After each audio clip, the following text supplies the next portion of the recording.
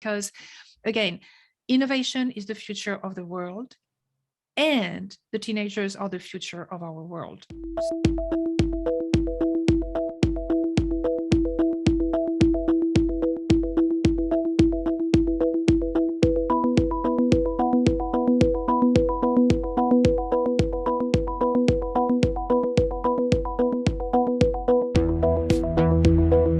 Welcome to the Join the Playful Revolution channel. We have here today Fabienne Jacquet, the author of Venus Genius, the female prescription for innovation. Together with writing, she's also the CEO of INNOVEVE, a consultancy company, and she calls herself a disruptive innovation. Welcome, Fabienne. Thank you, Begonia. Thank you for having me today. Very happy to be here. Yeah, I'm happy you are here because I know you, and it's always a cheerful moment. So if you want to introduce yourself with a little more depth, tell me more or less what you're doing these days. What's your background? Oh, background. I always say I'm half French, half American. Yeah, I know, because summarizing all these years, but I'm half French, half American, half marketer and half scientist. And as I say, I know too many halves. But as we say in French, when you love, you don't count. So the thread of my life, although I jumped from science to technology, moving from France to the US, traveling the world and so on, the thread was always innovation. I was born an innovator. I was 5 years old and I wanted to change the world. I was questioning why can we make that better? So I think what united us is this innovation, this love and passion for innovation. Yes, in fact, we met through the New Degree Press and Creator Institute program for writing books. And I came across your book because I was researching for my own book, Join the Playful Revolution, which touches on the innovation and a few aspects that I want to ask you about.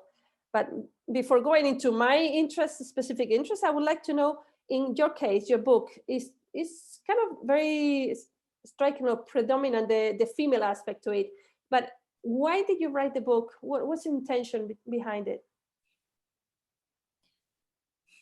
Actually, it started like I wanted to share my expertise and my passion for innovation, especially through this very specific angle that I have, like reintroducing the feminine energy into innovation, which is like everything in life and the business generally speaking, driven by the masculine energy. And we will see later in the conversation, if we need the masculine energy in innovation, we also need the feminine, which is very important, and the playful factor that is totally underestimated these days. So my passion about that, I wanted to share the message. And some people actually pushed me to write the book. I was like, nah, I'm not a writer, I'm a talker. But eventually, as you know, I did it. So what was interesting is that it's a business book. However, the process of writing, why I was putting the stories, interviewing people and so on, I realized that this journey from the masculine to the feminine was actually a parallel between my personal life and my professional life. So I ended up talking about myself in the book. I didn't expect that, but it was very interesting how I discovered through the book that my personal and professional lives were really intertwined. And this theme of the feminine, the masculine, the balance came through. So this is how I wrote the book and ended up publishing it almost a year ago. That sounds interesting. It's a journey more than an end product. It's more about the journey and the lessons learned through the writing. Then you have a message to share. But I know from different chapters, I mean, you talk about inclusion, which is one of my questions, empathy, collaboration, inclusivity, nurturing, intuition, gratitude. Is there any place for creativity and play in your system, on your approach? I would say this is the entire the entire topic, because as we said, the process of innovation, you have nothing, you have ideas, you have a prototype, and then you develop the prototype into something commercial, whatever it is, a product or service. And usually the way we do innovation now, again, with this masculine energy of performance and KPIs and going into market, we have an idea and we jump into execution. And at the end, we have a lot of things we don't really need in our life. So what I'm asking for is, you know what, before jumping from an idea into the execution, let's spend time before, when, you know, we have nothing, we have insights, we have the market, we have the data, we have a lot of things. From nothing to the prototype, when we go through the ideas, we brainstorm, we build the prototype together. And in all this is playful, this is creativity. And this is where the chaotic feminine comes into the picture. It's less organized, it's not controlled. How do you want to create under control? Children don't play well under control. They play when they're free, when they can do whatever, you know, follow their imagination and so on. It's exactly the same for innovators. This first part of innovation should be about being playful, be no boundaries, no boundaries. You know, when you start to put legal and financial constraints there, you deal with that afterwards. But at the beginning, you really, really have to explore. And exploration is about being playful, creative, and not being too analytical. So there's a role for everything. It's like space for creativity Yes. and play. So we need to loosen up a little more at the beginning, like spend a little bit, kind of, how do you call, dwell on that a little more, or a little Absolutely. bit. Rebalancing. No, because again, we are so focused on the execution that we lose this richness, all the richness of the part. And as I say, okay, we create solutions. We have empathy for the consumers, and usually people do that very nicely these days. However, what about empathy for Mother Nature? We create solutions and say, ooh, this hurts the environment. Let's fix that. What about from the get-go, when we create the ideas and the products or the services, integrate Mother Nature into the picture and say, what can we do to avoid hurting Mother Nature? And then naturally the solution will be sustainable. So this is what I'm really pushing for. Let's spend time. And I know time is precious, but this is time well spent. Thinking, playing, being creative before focusing and developing something. Yeah, I'm going to ask you something specific. If you have a specific story, because I resonate with all this, that's why you're here. But the thing is, you come from industry, you've been in industries, and you are telling me from your expertise that this is important. But could you show me a story, a specific example when either not giving it this time or giving it this time actually paid off or didn't pay off? You know, like one example of either would be good, like this product, this, that, we spend this time, we increase sales, I don't know. Then I want to appeal to those who are more into the execution side, that they might understand, yeah, that sounds nice, but I had to execute and sell. You know, it's like they have pressures of their own. So it's like, if you promise me it pays off, I might give it a go, but if there is no ROI, then I might not. No, absolutely. And this is what I say. The bad news is that innovation is under pressure with all this return on investment and all the stuff. And at the beginning, you cannot integrate that. Otherwise, you just create, crap. So I give some examples in the book. Let me give you this example. Hopefully it will resonate with the audience.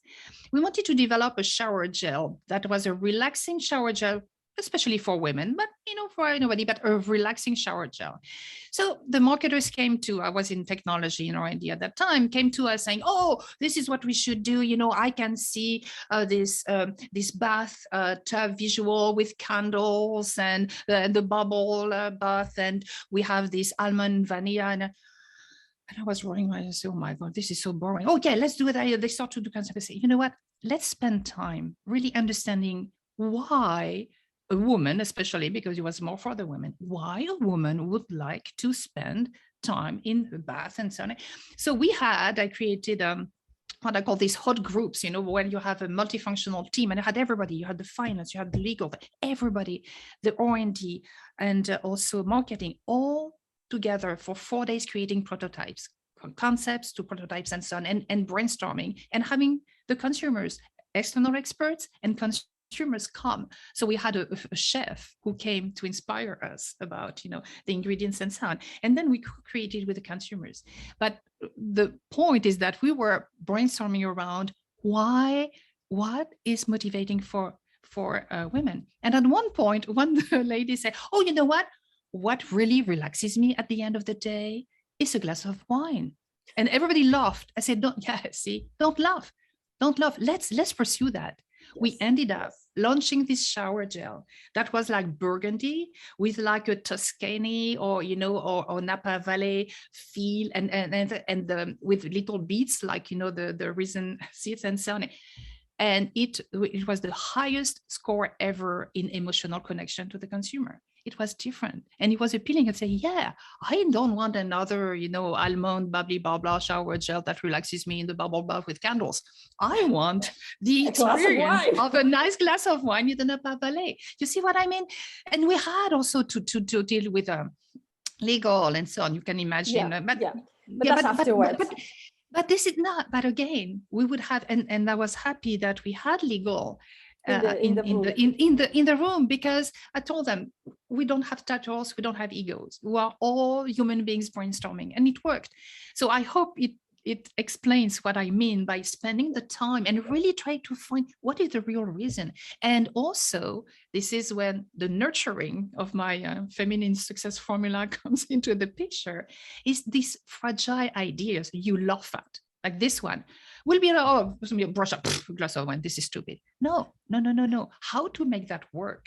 Yes. So how to nurture this little idea, which is so fragile, you know, like the tender leaves of the small plant growing out of the soil. How can we protect that and make it work into something which is commercial and will make money? Because at the end of the day, this is what we want in a company. Yeah, it was different and original. And the good thing about the legal people being there, they are part of the conversation. They understand where it's coming from. By the time the legalities come around, they know the background and they can better place they are part of the story. This is the point. They are part of the story. When you do groups like that, when you create like that with everybody involved, you create history. And I saw scientists fighting with the marketers who afterwards wanted to change some, you know, areas of the product. I said, no, I was there. The consumer said that is that color, not that color. Exactly. So it was great because you own it. Yes. And it was the playful, you know, we played. It was a lot of fun being all together. We had fun at night. We were debriefing and brainstorming all together. It was a lot of fun. And you cannot create something meaningful if you don't have fun. And again, if you don't create from your emotions, which is a big thing of mine, the emotions. These were our emotions. Because this lady said, yeah, this is, and she could picture herself, you know, coming home, yes, and having this nice glass of wine, blah, blah. We were with her there. And then we say, yeah, it works for us too. We resonate with that. So we were into the emotions. And when you create from emotions, it resonates with the consumers emotionally. That sounds fantastic. It's a quote, actually, one or two, in fact. Now, let's move on to another topic you touched quite thoroughly in the book. Is the inclusion. Well, you mentioned inclusion. I talk about diversity. What would be the role of diversity in innovation, in your experience? Oh, it's absolutely crucial. You cannot have meaningful innovation if you don't have diversity. If you have the same guys in the same room brainstorming the same ideas, I think, is it a quote from attributed to Einstein or whatever, or, you know, the poor guy has everything. Yes, everybody attributes insanity. Yeah, insanity is doing the same thing over and over and expecting a different outcome or something like that. I think it's attributed to him, yes. Yeah, something like that, but whatever. But this is so true. So if you want to create something new, original, and that brings value, because this is the key for innovation, you have to have the diversity of point of views. And you never, ever know where an idea will come from. Like this lady who had nothing to do with the category or whatever, we talked about the glass of wine. So, you know, you need to have the diversity. Now, when you talk diversity, and it's a big topic now, and you have all these big companies having the NI, you know, course, I checked, I have a department, I have a VP who is a Black woman. Oh, great. This is not what I mean. I mean the true inclusivity, which is really inviting people at the table and listening to them. But also, inclusivity is not limited to gender and ethnicity or culture. This is very important, of course, and I'm a big proponent of the women in innovation, but it's also age. Mm-hmm. How many times you say, oh, you have these cool startups and these young guys, oh yeah, they have great ideas. but, incorporate somebody like me, a baby boomer, somebody older who has experience, has a different point of view, is richer. So it's the age factor. It's also the abilities. Handicap is a big thing. Disability is a big thing these days. We forget about it. And it's easy to describe people, oh, yeah, they are not like us. Well, they bring something different. For example, people with autism are extremely smart and they bring their brains function differently. And we have to remember that we're all on an ability spectrum. Okay. Yes. So some things we can, some things we can't. And there is an entire spectrum, like the feminine, the masculine. We're all on the spectrum. We're not black or white. And, and we're moving as we're evolving and so on. So to me, inclusivity is important because, again, the richness of the ideas and where it come from, but also expand this definition, also opinions. Yes. I say that some people, of course, were not happy with this process and so on. And I had a big opponents. Mm-hmm. And, I learned that inviting them, not a lot, because you want to still don't have too many negative vibes, but you invite a couple of them and they are so into this group dynamics, enthusiastic and all passionate, rolling the sleeves and doing things, that they are converted. And one of those guys were my biggest advocates after that in the company about the process. So, don't limit yourself. Mm-hmm. Inclusivity is really more than the color of the skin or the accent. Yes, as long as you bring a different background, point of view for any reason. It could be because you're tall or you're short, or because you have a challenge of your own, or you are father of 10 children or single or whatever. Yes. Everything will bring something different to the conversation. I'm totally for that, especially in the cognitive diversity, which is more or less kind of my niche diversity thing, but in general, it's been open to everybody, especially difference of opinion, of thinking, of patterns, yes, of everything, perceptions, because they'll change the questions. And when you change the questions, then you get different answers. Yeah, that's very good. Now, I want to ask you, because I know people don't know, but I gave a little workshop on visual thinking, and you actually had a one-to-one session with me. So you are one of my advanced students, and I know you've been using visual communication, visual thinking, like little sketches and drawings for your own material. But has it, apart from using it for creating material, has it played any role in your day-to-day activities, incorporating this drawing? Yeah, you remember how I reacted when you told me, oh, I have this workshop, and so I say, okay, I want to support Begonia, but I'm not a drawer, I'm not an artist. My husband is an artist, I'm not an artist. No, the drawing is not for me. I was a kid, I hated it when I was, in the no, I don't want to draw, I'm not good at that. Like exactly like the book, exactly like the book. I would say, oh, you have to write a book. No, I'm not. So remember, yeah, but I will be there. But the good point with me is that I'm a rebel, so I say no first. But the day some people convinced me, like for the book or what you did in this workshop, when you took us by the hand and you demystified really what drawing was, when you want to, not for artistic reasons, but when you want to give a message or visualize something, help people understand. Suddenly I say, maybe I can do it. And so, as you know, we will talk later, I guess, but I have this project, a video course based on the book for teenagers, and I use drawing. So I started to use it a little bit, and I had teenagers telling me they love it. Actually, it works because they connect. Yeah, they connect. I'm so proud. So thank you. Kudos to you. And thank you because you unlocked something. So you unlocked it for business reasons, obviously, but I think you also unlocked it in my daily life, because now I never doodled before. And I start to do things like that. I say, I think more visual than conceptual and written words, which helps because you're also bilingual or like whatever, trying to, and sometimes it's difficult to find the words. And you put the picture, say, oh yeah, I see what you mean. So it's really an international language. It's like storytelling. It's universal, and this is what I like. So I don't say I'm an expert at all, but I start to use it more, and I really enjoy it actually. And I'm challenging myself. So it's a play. This is playful. Okay, Yes. so it has a playful dimension and a creativity dimension.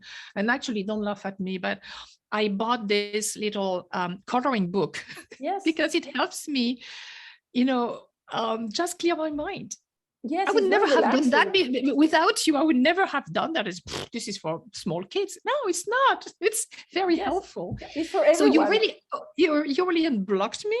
Like some people unblocked me for that. No, I'm seriously, and thank you for that. Unblocked me by showing me that, hey, I can do that, and I'm preaching for the others. If you want it, you can do it. But I'm not able to do it for myself, so I did it. Thank you.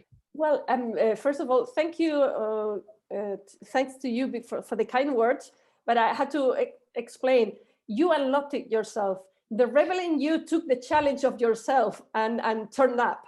So you You're let right, me. but I needed a catalyst. Yeah. You let me hold you by the hand and take you, because I knew because I come from the same place. So I know it's like, it feels like impossible. But then when you say, can you draw an O? Can you draw an U? Can you actually handwrite? Yes, then you can draw. I'll show you. I'll demonstrate, and you'll prove it to yourself.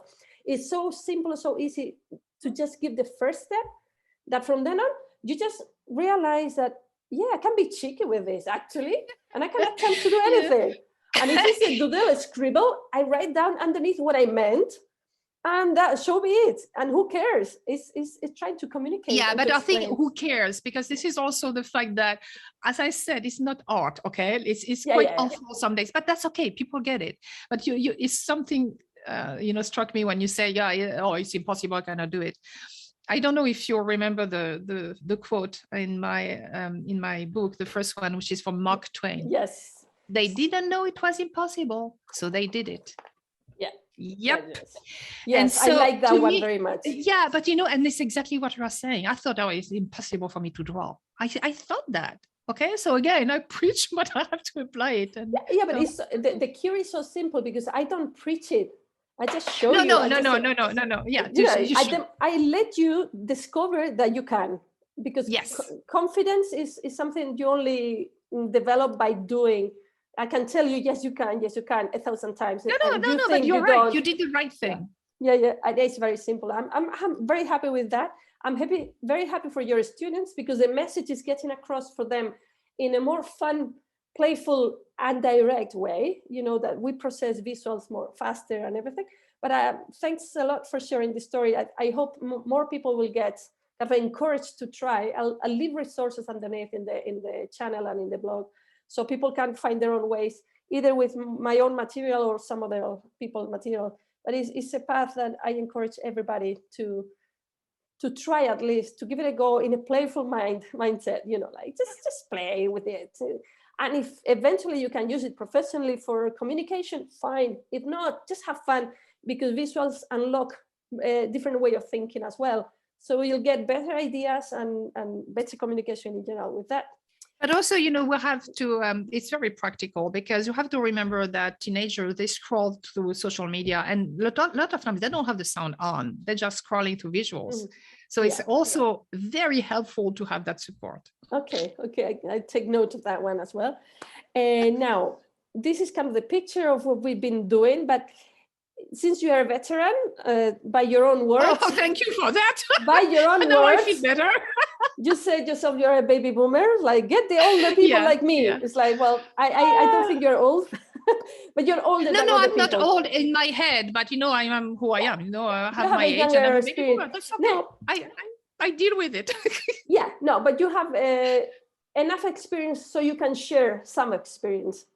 The other day I was interviewing somebody who's becoming 30. And I asked them, what's your legacy? What would be your legacy when you're older? So it's the same. Everybody has some experience and they can want to pass on. So what big lesson, 1, 2, 3 big lessons would you like to pass on within the context of maybe innovation and your experience, or life, your choice? I think the biggest message I have now in my head is that success is not about fame or money or the number of followers you have. Success is having the courage to be your own self and to bring your unique gift to this world. Oh, that's beautiful. I have to clap and confetti. Thank you. No, this is what I'm trying to teach, not to share with the teenagers, is that they have so many possibilities and they want to conform. They want to be like the others and and that's fine. I was like that too. I remember very vividly, wanted to fit in and so on. But as one of my interviewers, she's a fashion designer, said, why fit in when you can stand out? And I love that, because this is the point. And this was say in this, we're already to the next step, but let's do it. So we are here in this course, because some friends told me, your book, I bought it, I cannot read it. I say, why? I say, because my teenage daughter took it away from me. And she asked questions. So I interviewed the teenagers, and I wanted to create a video course based on the book and my workshops. But then I said, you know what, let's do it for teenagers. And I don't have kids, so it's quite courageous, because teenagers are a very specific world. And I remember from my own teenage years, but anyway, but this is when we need to tell them that they have to have the courage to be themselves, and they're all unique and they're all beautiful, and they have this beautiful energy that I want to twist, as I say, turn you from, the title is Smart Rebel, How to Innovate Your Future. And sounds good. The theme, and the theme is really, I want to help them move their energy from being a troublemaker to being a change maker. And this is the same energy, but this is the redirection of this energy, instead of I'm a rebel and everything is fine, blah, blah, blah, blah, blah, like we were all, and that's okay. Go through that phase, but think about this energy you have here, your unique gifts, who you are as a person, your passions, your childhood dreams, and transform that into something meaningful for you and for the world and for the others. And also I talk about, of course, this feminine and masculine, because the kids are far better than we are in terms of gender fluidity, but still, there are still issues. There are still issues and a lot of bullying and so on, and especially for teen girls. So I'm trying to help with my innovation tools for them to use those tools to innovate their future. And as I say, if you know how to innovate your future, you can innovate for anybody else. So this is really, this is hard work. As I said, this is not for the lazy people. Yes, I know. That's for sure. You know that. Even if it's playful, beginner, it's playful, but it's hard work. Well, I remember an event where I had a group of people working hard with generating ideas and taking them down and something, and they felt exhausted afterward. In the middle, I played games as well, and it was a very creative and intense morning, and they were exhausted at the end of it. So, whoa, I feel drained. You thought only serious stuff with Excel or PowerPoint is stuff. It's like creativity is hard work as well, and it's draining as well sometimes. You just mentioned then that you have created this program for teenagers. Where do people get it from you? Oh, it's not ready yet. It's not ready yet? Of course. Yeah, absolutely. No, it's on my website. Actually, I have a page on the course on my website. Okay. And just to introduce the concept, I'm working on it because it's different from a book. You have to shoot. You have to. It's a lot of different pieces moving together. So I'm learning, which is great, which I love, and I'm progressing every day. So I'm creating this course, and I have the introduction almost ready. I have some episodes I use as a pilot. I'm doing what I'm preaching. I'm following my process.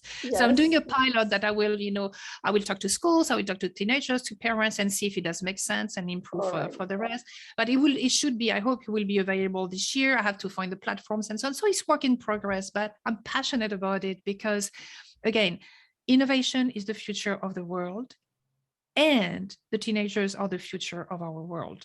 So having them together and bringing all this energy at creating something together, I mean, this is beautiful. So hopefully I will be able to execute it nicely so that teenagers are attracted to it and enjoy the content. So this is my challenge for this year. I embrace it, and and I will fail, I will learn, I will come back, and we'll get there. And we'll laugh about it in a year's time or something. So eventually, if anybody's interested, just go to your website. I'll leave the link. It's INNOVEVE.com. It's www.innoveve.com. INNOVE, like Innove, Eve, Innoveve, like Innoveve.com. Okay, I'll leave the links in the thank comments. you. Yeah, this is great. Sure. Yeah, so on my website, you can contact me. You have some explanation about and the everywhere. book. I'll put the links to all your contacts so people can trace you and start changing the world and create more change makers out of troublemakers, which is not. Woohoo! I love that you adopted it. Yes, it's a good. I want to know more, so I'll get in touch behind the scenes to learn more about this. I'm looking forward to watching what you make, and I'm sure it'll be great and very useful. And actually, I have to give kudos to Professor Eric Koster here, because we are doing this with a new degree press and all the team there. And I was explaining the concept. It was future. I had a lot of different names and so on. And he's the one who really talked more about smart rebellion and so on. So he's a great. He has this. Yes. This capability of taking the information and capturing that, and we say, he told me this is about smart rebellion. So I said, smart rebel. So smart rebel, and I came up with this change maker instead of troublemaker, and I think it makes sense now. But again, it takes time. It takes time. Yes. It's been a long time since I started that, and it needs to mature. You need to nurture it, and it has to evolve. So it's a wonderful project. It's a lot of fun. See, having fun, being playful, and drawing. I would say thank you so much for all the insights and stories and comments and being here. And I'll see you very soon. I'm saying goodbye. Fabienne, if you want to say goodbye to the audience. Yeah, thank you, Begonia, and bye. And I hope you enjoyed and you learned something, because entertainment and learning is the best combination. Bye. Bye.